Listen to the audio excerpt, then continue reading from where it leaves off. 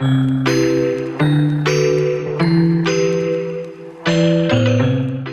hi everyone. My name is Stephanie. I am going to do a YouTube series on my road to recovery from my recent Achilles tendon rupture.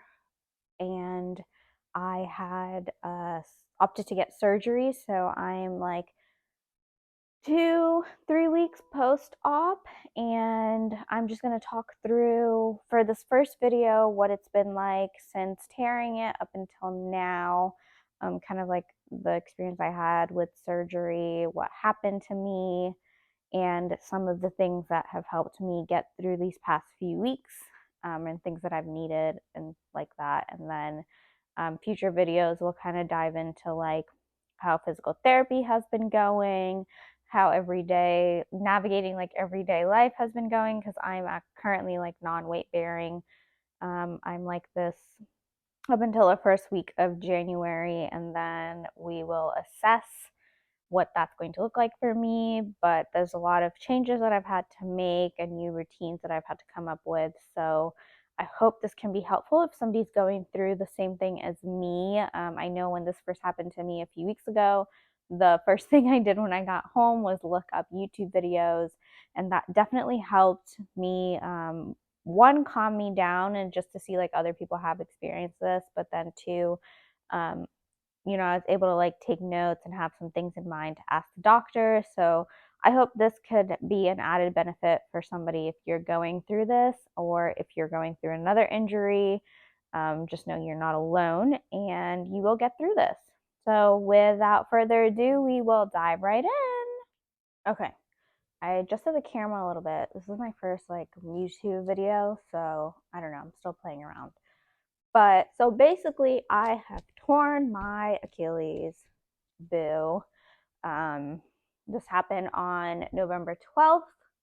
I went straight to the ER. Well, to backtrack, I was playing tennis, and I think at that point my leg was just like over it because I was standing at the net and I took a step to the left and I heard the pop. So I didn't do like one explosive movement or anything. Like I literally stepped to the left. So it must have just been coming. Prior to this, I did have some tendonitis. So I definitely learned a lesson the hard way. I went to the doctor for my tendonitis. I was doing like some rehab at home, but clearly it wasn't good enough, or I didn't take enough rest. I probably just did a lot of damage. And so, yeah, kind of unfortunate and a little disappointed in myself. So, one thing I will tell you guys, like, just listen to your body, and it's better safe than sorry. And I'm not like a professional athlete. I used to, compete in like running high school and in college, but as of right now, like my biggest priority is to keep myself healthy with staying active and working out and things like that. So um, that goes to say like if you have the same priority as me, like definitely just listen to your body. I did not or I did not listen to it as well as I should have. So anyway, I was playing tennis, ruptured it. Immediately afterwards, I knew what happened because I heard that pop. It's some similar story that I've seen, like, or I've heard other people have. So they hear the pop. For me, once I heard the pop, I kind of had an idea of what had happened, and so we went to the ER, and I waited a little bit at the ER. ER was the closest thing for me where I was, and also it was a weekend, so there weren't that many urgent cares available. I do recommend, like, obviously go to your nearest location, ER or urgent care if it's open. But if I were to do like that piece over, I probably would have just gone to urgent care. Less of a wait time, not as big of a hospital bill, like things like that. And kind of going in, I mean, all they did at the ER is they took an x-ray. They did the Thompson test, it's just where they press on your calf and see if your like foot flexes, and that's a standard test that they conduct.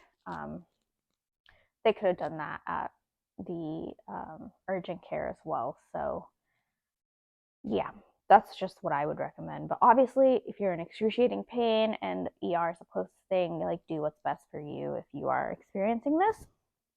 So yes, I went to the ER, came back in a splint, a temporary splint and crutches, was referred to an orthopedic surgeon, and I was lucky enough to get an appointment that following Monday. Went to see the orthopedic surgeon. He looked over the x-rays. X-rays don't really show, like, they might show some damage. They're not really going to show like if you had a full rupture. It might not show the rupture at all, but it's a fairly common thing for a surgeon to see, so they know if you have ruptured your Achilles, whether or not they can see it on an x-ray. I did not get an MRI. I didn't do an ultrasound or anything. My surgeon just kind of knew based off of what I was experiencing and what he physically saw on my leg with the tests and stuff. So he recommended surgery. There are two options, the surgical route and the non-operative route, based off of like my age and my activity level. He suggested the surgical route. Going into it, I'd already spent like my Saturday and Sunday doing research, so I kind of felt like I knew that I wanted to get surgery, and I opted to get surgery again because of my like age and activity level. I want to be able to get back to doing the things I love to do, and I did not see a risk of having the surgery, which was a fairly straightforward process.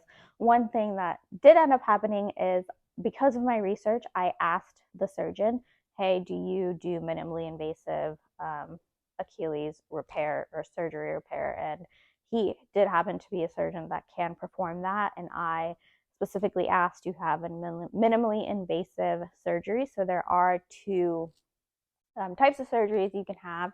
You can have the traditional, which they make a long incision up and down your Achilles and then do the surgery that way. Or you can do minimally invasive, which is what I had, and they basically make incisions going horizontally up your lower end of your Achilles, the back of your leg, and then they use this device called a pars jig, and so the pars jig goes in that way, and then they have poke holes at the top of the camera, and the pars jig is essentially going to like make sutures on both sides of the Achilles and connect them.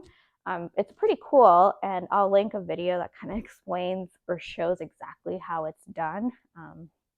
So my surgeon was able to perform that surgery, so he agreed. He said, we'll start out with minimally invasive.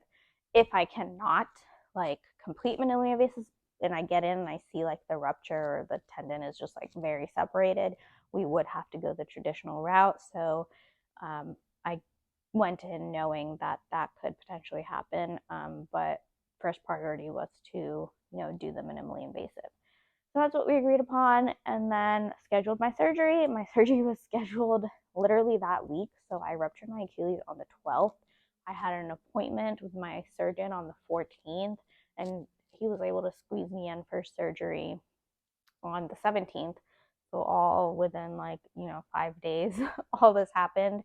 And I think with Achilles stuff or surgery anyway, if you're going to do it, the earlier the better. You don't want to prolong on like waiting, and I did not feel the need to like get a second opinion. So, for me, it was just like, boom, boom, boom, let's move forward, which I've never had surgery before. So I was moving at quite a fast pace, but was also nervous at the same time. But watching these YouTube videos or other people make YouTube videos definitely helped me out a bit. And before my surgeries, like leading up to it, I was able to like order stuff off Amazon that I needed, which I'll talk about, in a minute on everything that I have so far. I was able to like mentally prepare and, just get what I needed to get to make sure everything went as planned. So had my surgery on the 17th, pretty seamless process. They did have a little hiccup where the device that I needed or the surgeon needed wasn't at the hospital. It was ordered but like did not arrive on time. But it's a healthcare system. Mistakes happen. That's something that really shouldn't happen, but it did. And luckily, we were able to get it resolved, and I was still able to get, the surgery done on the date that was set and when I was there.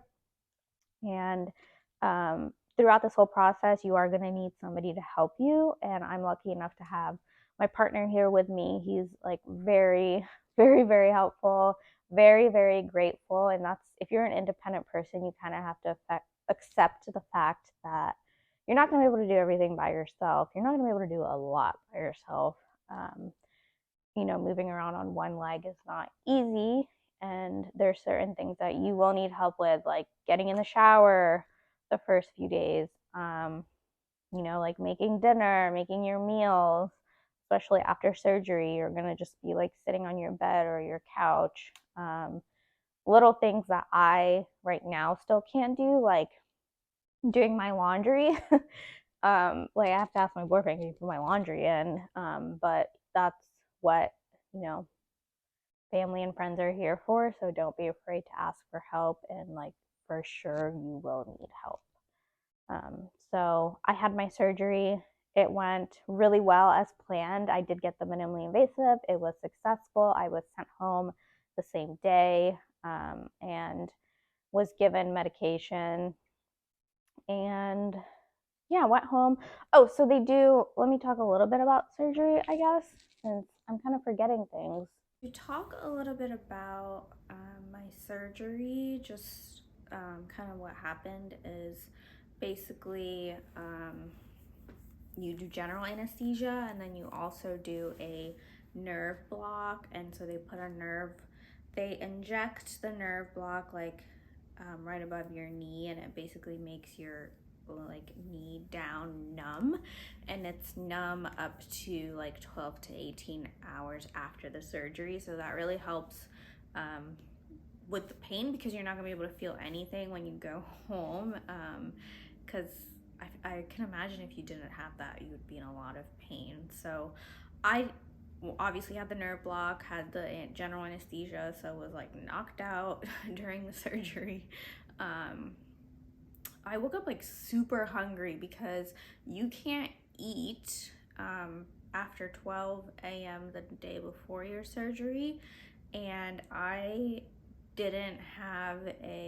was an add-on, so my surgery, like I didn't know the time until, well, I actually knew the time the day before, but it ended up being later in the day, so I wasn't able to eat until after my surgery. And by the time I got home, it was like 8 p.m.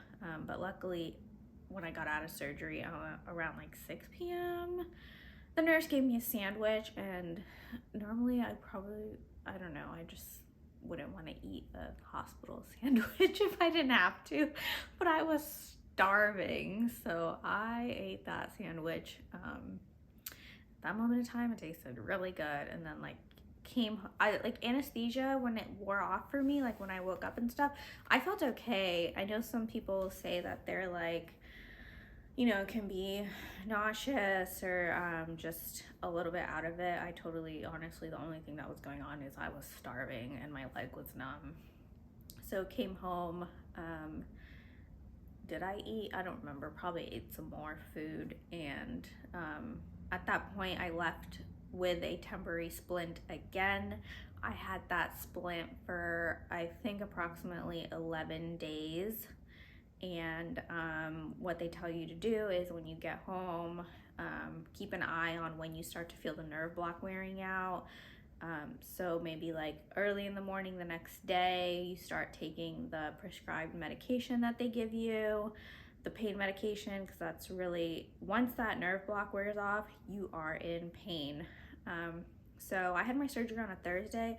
The next day, even though I was taking the prescribed medication every 4 hours as directed, like once I started to feel the nerve block wear off, I was still in pain that next day. It was an uncomfortable pain, not to the point of like crying or anything, but it was very painful. And after that, like Saturday up until now, like 2 days after surgery up until now, pain was like fairly manageable. I think I was taking ibuprofen for a few days, maybe like 4 days post surgery. But I've honestly stopped taking ibuprofen. The only thing I take now is the aspirin as recommended by the surgeon, and that's to help blood clots. And I'll continue to take a baby aspirin up until I see him again. And they also tell you to ice, and you can ice behind your knee, which I didn't know was a thing. So you ice behind your knee, and that helps with the blood flow. So there are several things that you are gonna need to help you with this journey. And as I say that, I'm gonna prop my leg up. So one of the things I got off Amazon, and I'll put like little pictures up here. One of the things I got on Amazon was a leg pillow, super helpful. And I'll also link everything in the description of the video. So you're gonna have to have your leg elevated, and that helps with like swelling, more comfortable for you, and like blood flow. So I had a leg pillow. Prior to getting surgery, I had also ordered a knee scooter because I knew that crutches are not going to be fun. I have been on crutches before, although when I was using those crutches,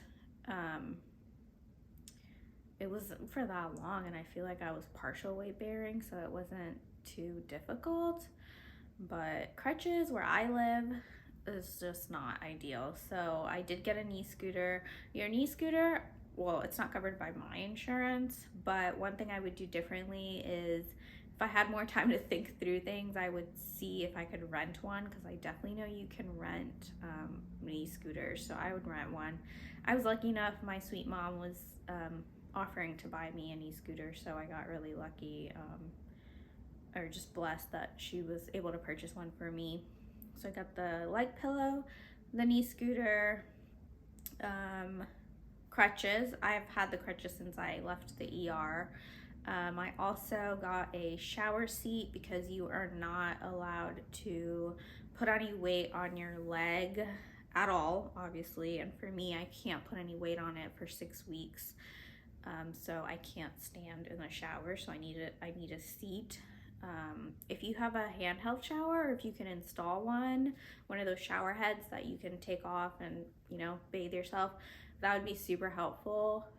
I don't, so I'm just making it work with the shower head that I have, but the seat is, I think, honestly, the only thing you truly need, so don't feel like you need to go buy a shower head, but it would be helpful.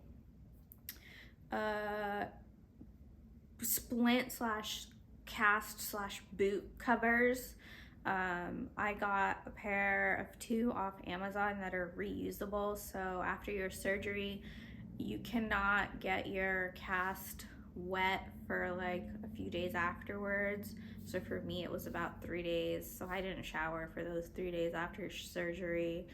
And then you can't get your splint wet at all until, you can't get your leg wet until you get the splint off.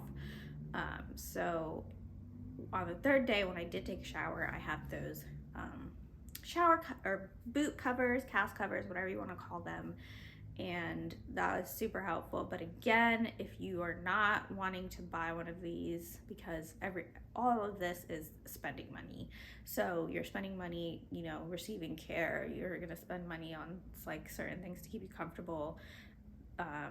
Just use a trash bag. That's what they recommended at the hospital, like a heavy duty trash bag, and that would suffice, and really does the trick. So if you're feeling like I'm buying too much stuff, do not feel the need to go and buy a cover off of Amazon. It was just easier for me, and so I got that. What else did I get? So I my new position is sitting right where I am at on this couch.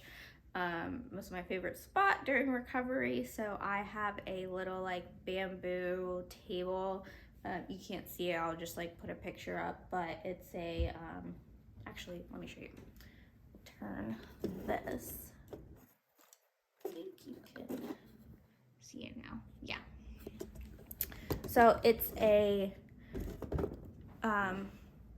table, and it's just easy if I'm sitting over here. I can have my water, you know, my laptop, whatever I need. And I do work remotely, so that has been really helpful. I just sit here with my laptop and like a lap desk that I've already had, and I'm able to work from home here.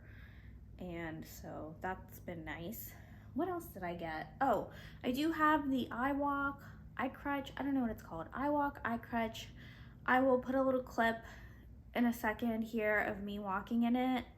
I've just been practicing in the house because you can't use I wasn't able to use that when I was in a splint, so I only recently started trying to use it when I got transferred to the boot.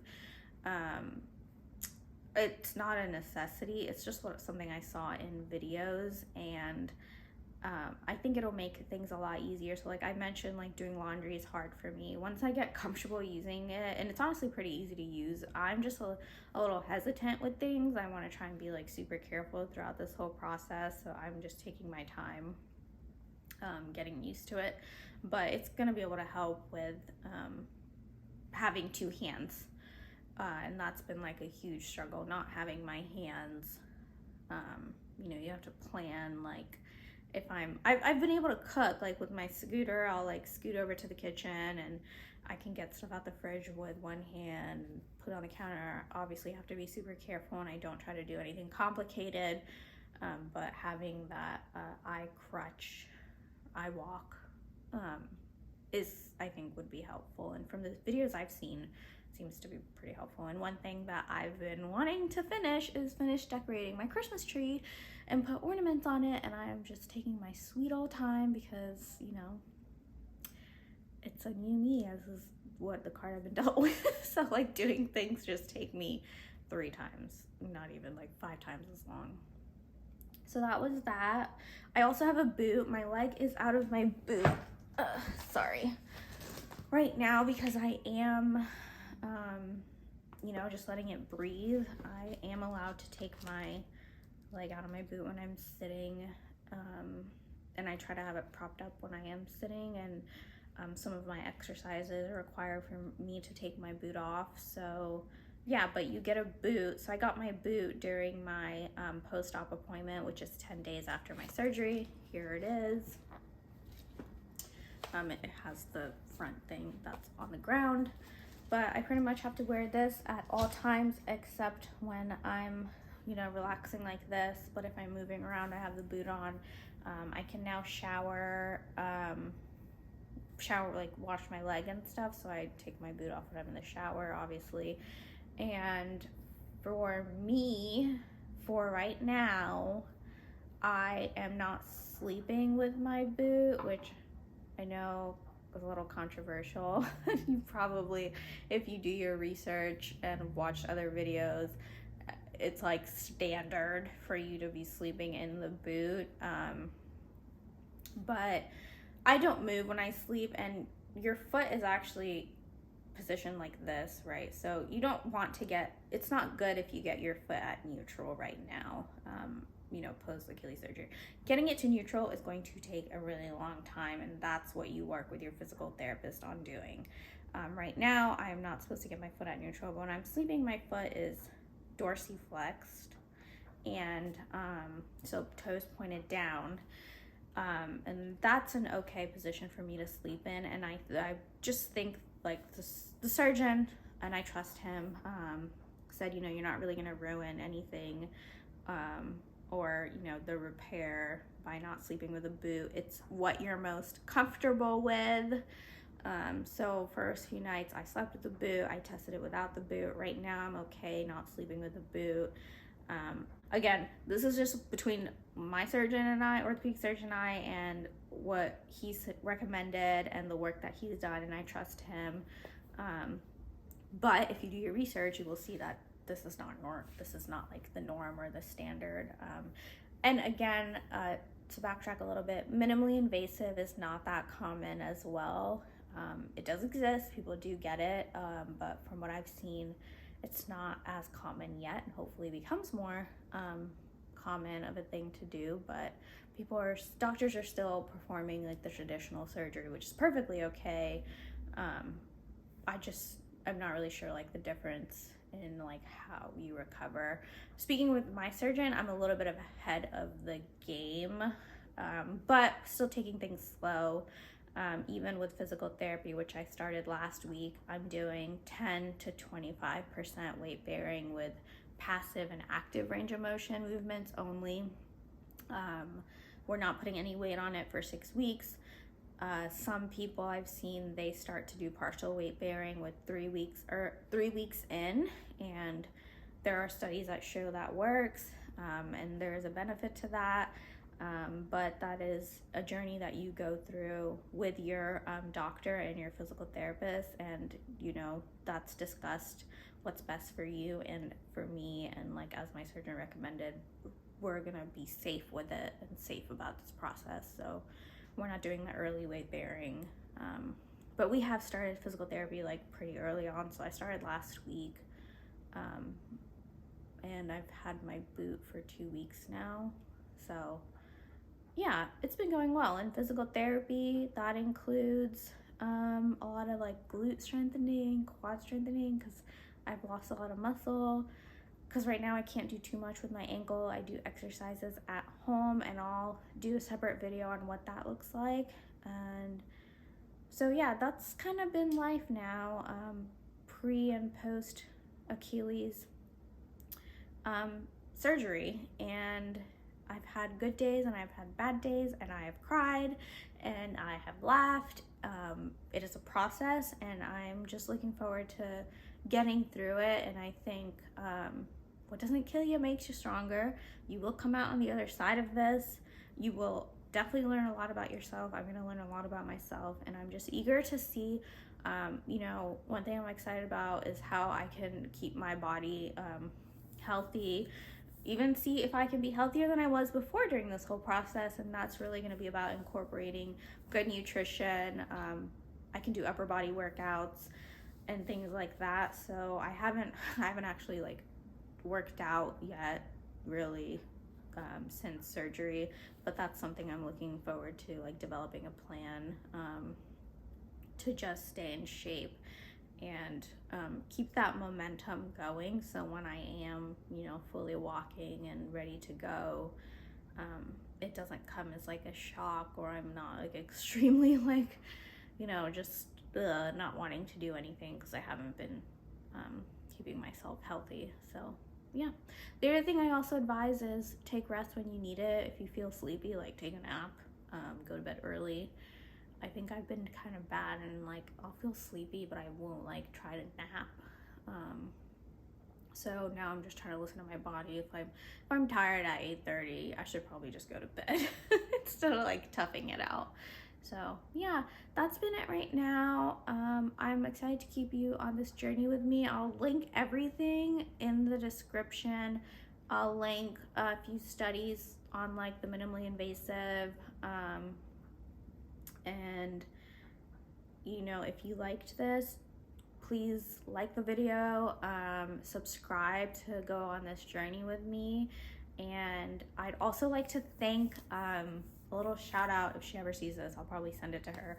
I think her name is Alexa. So I was watching her videos when I looked up Achilles tendon repair, and she did a whole series, and super helpful, just seeing her go through it and her come out on top and strong and good as ever. So you know, just thank you for putting those videos out, and it's also inspired and encouraged me to put this one out. So yeah, thank you guys. I'll see you next time.